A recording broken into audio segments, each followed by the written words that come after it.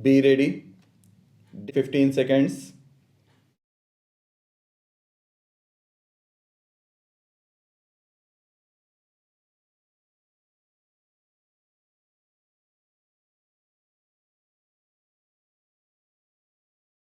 Mr. Chairman, for about 12 years or more now.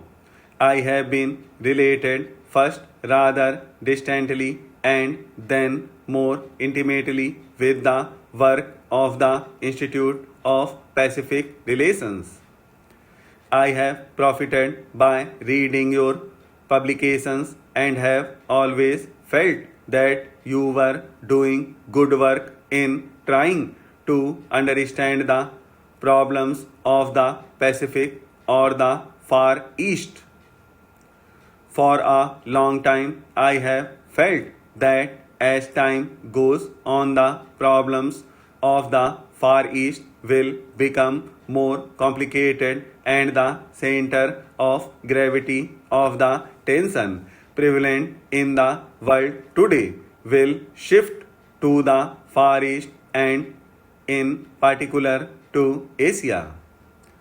While people readily agree that Asia has to a certain extent become the focal point of world tension, they relegate Asian problems to positions of relative insignificance and tend exclusively to emphasize the importance of European and other world problems.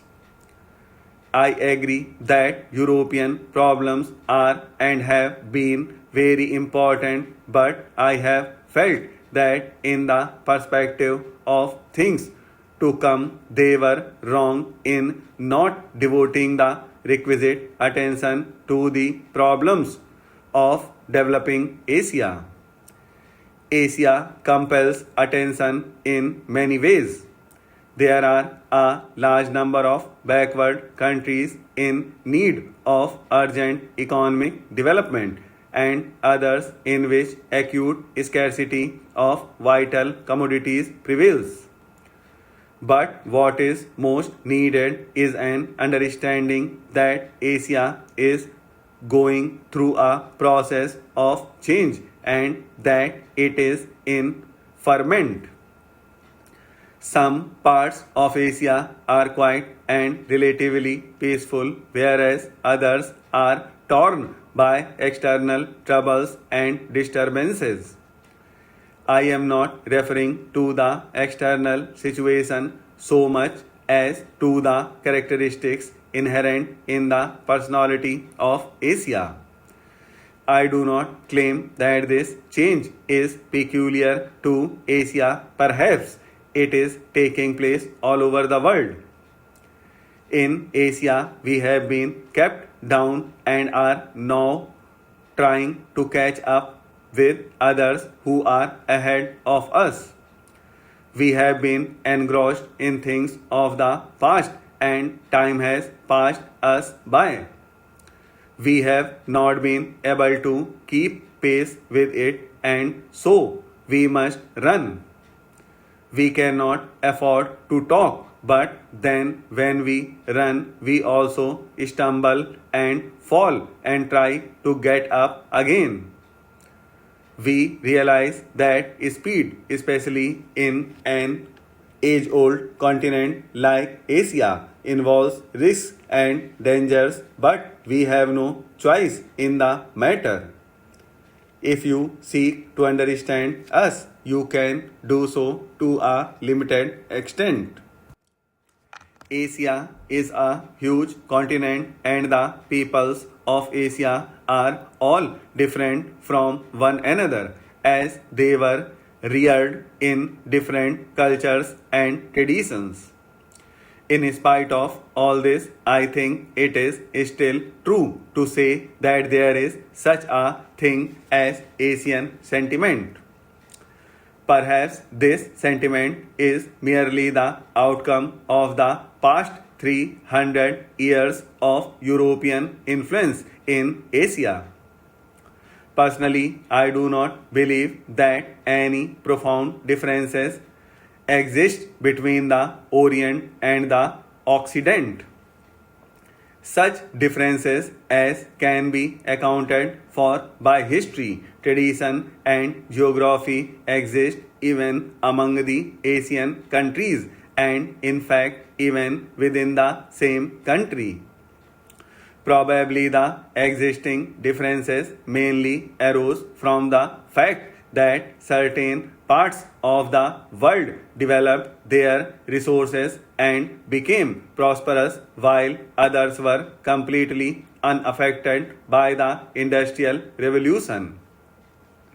I think that thinking in terms of the Orient and the Occident sets us on the wrong track. As a rule, the same type of problems leads to the same results everywhere. At the same time, there are certain countries like India and China with pronounced national characteristics where history and tradition exert a profound influence on the course of events. I am sure there is a great deal of good in this tradition. We should have gone under, but for that, we have survived on account of the good in our tradition and we propose to hold on to it. At the same time, I have no doubt at all that it has a great deal that is bad too.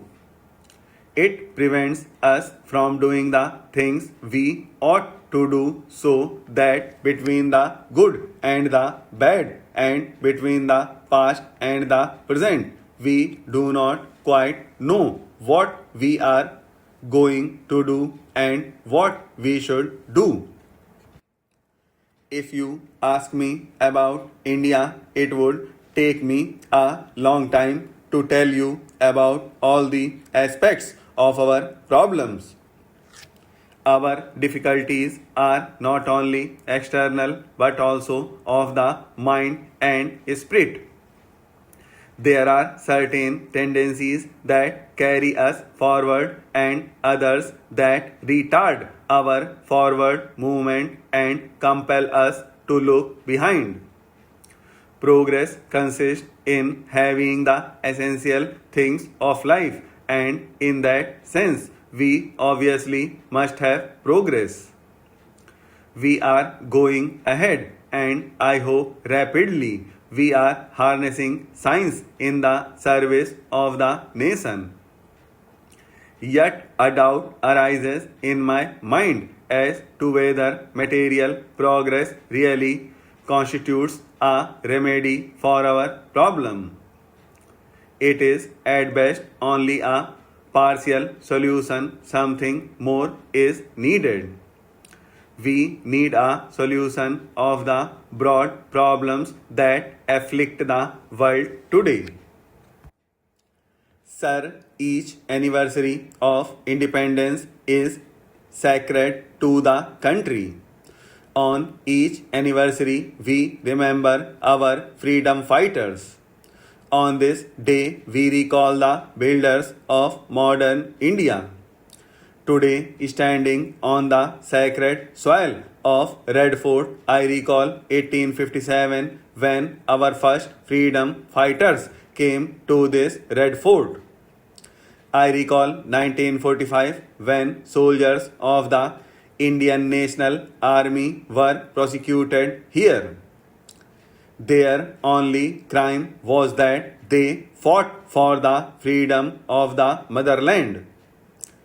In 1947, at this very place, Panditji hoisted the flag of independent India.